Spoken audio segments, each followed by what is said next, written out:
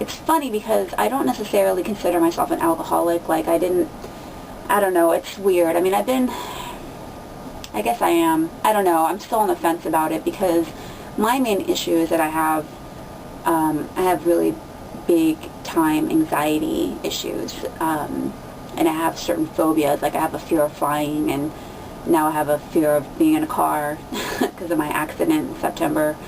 I have fear of heights, and then, you know, out of nowhere, I'll just, you know, say I'll be folding my laundry and I'll be feeling cool, and then all of a sudden, like a bolt of lightning from the sky, like just a big thing of anxiety and panic just hits me, and I just feel like I just get all tensed up and stressed up, and usually at those moments is when I grab for a drink, and that's the first thing I do. I just need to, like, I've been self-medicating myself with alcohol to control my anxiety, and just because it's easy for me, you know, just go to the store, buy some liquor, you know, it's easier than going to a therapist and getting on Xanax or something, you know.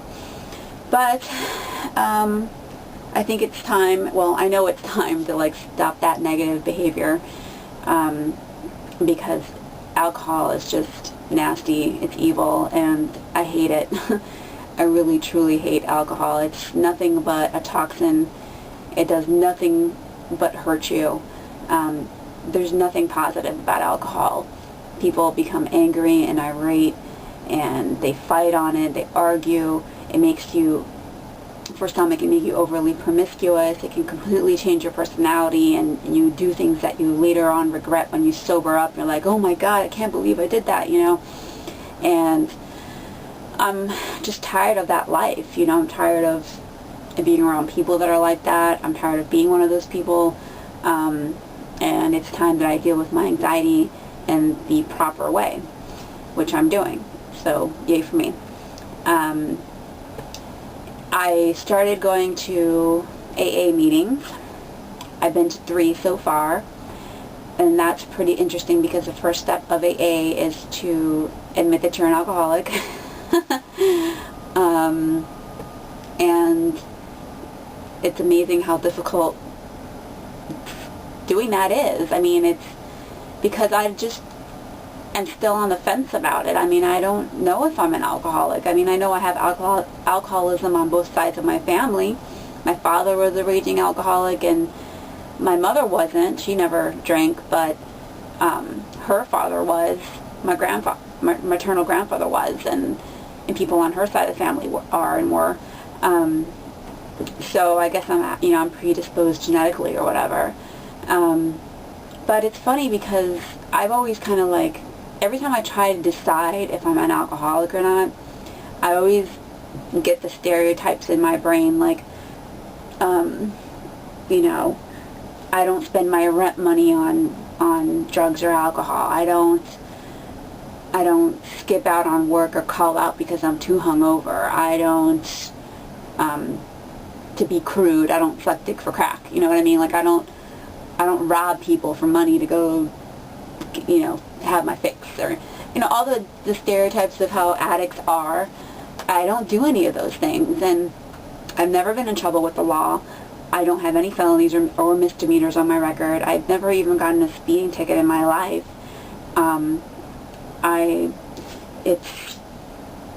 It's, you know, so I'm always like, well, and I don't get intoxicated every single day. My bills are always paid on time. I have a credit score of 800. I'm ultra responsible. So it's weird for me to say, oh, I'm an alcoholic. But it's funny because I was actually watching Celebrity Rehab with Dr. Drew. He mentioned something on his program when he was talking to some of the celebrities, and he said something that really resonated with me. It's not, you don't define an alcoholic by the amount of alcohol that they drink. You define an alcoholic by the consequences of their actions while drinking, while under the influence. And that really woke me up. I was like, wow, well, if you're going to define alcoholism in that way, then maybe I am an alcoholic, because I certainly have done plenty of things while under the influence that I completely regret now. And because, you know, I can go weeks without drinking, but then I'll just binge, you know, because I guess it's like my anxiety gets so out of control that I just have to, like, release it. And that's been my way of releasing my stress and anxiety for years, you know. But I like where I'm at right now. I like what I'm trying to do, because I have a vision of myself and the person that I want to be, and that vision does not include drugs or alcohol.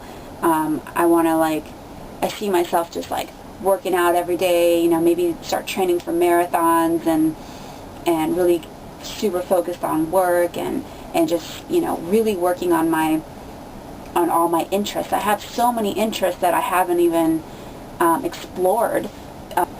Be a leader, you know. I see myself as a leader.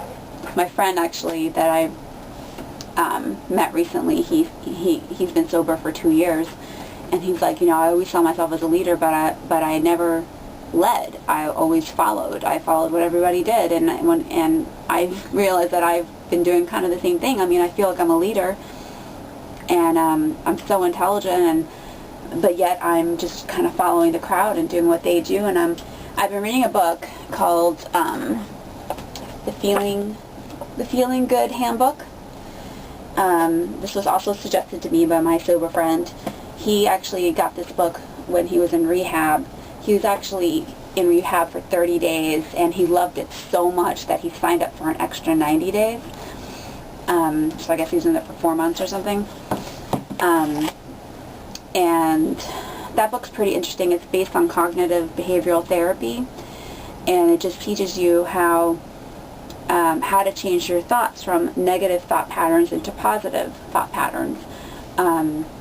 And it really kind of shows you how your negative tapes that you play in your head and your internal thought process is a direct reflection of your external environment. Because a lot of people, you know, we don't really think that our thoughts affect anything. You know, our thoughts are our thoughts. They're not tangible. You know, how can they possibly affect our outside world? But it's so critical, because thoughts really truly create reality. Your thoughts are energy, and energy is thrown out into the universe, and you're constantly creating a reality by the things that you think in your mind. And when you're thinking negative things on a regular basis, and you have negative tapes rolling in your brain, you're manifesting those negative things into your personal reality. And through changing your thought process, you can change your external reality, and it's amazing, you know. When you're saying stuff like, I'm a loser, I'm dumb, I'm ugly, I'm not successful enough, I'm not this enough, I'm not that enough, you know, all that perception just suddenly becomes your truth. And this book, really, the Feeling Good Handbook, really shows you how to change those negative thought patterns into positive ones. And at first you're going to reject that, because you're like, well, I am ugly, so why am I going to tell myself that I'm pretty, you know? But it's kind of like, you know, fake it till you make it. You do it until it becomes a habit, and suddenly you just start to feel good about yourself. And I mean, I don't have issues with that kind of stuff. I mean, as far as, like, I don't have low self-esteem. That's one thing I can say for myself. I'm a very confident person, bordering on cocky, actually. I don't think I'm a loser. I don't think I'm ugly. I don't think I'm too fat. You know, I think I'm perfect. You know, how I completely accept myself for who I am, for the body that was given to me, and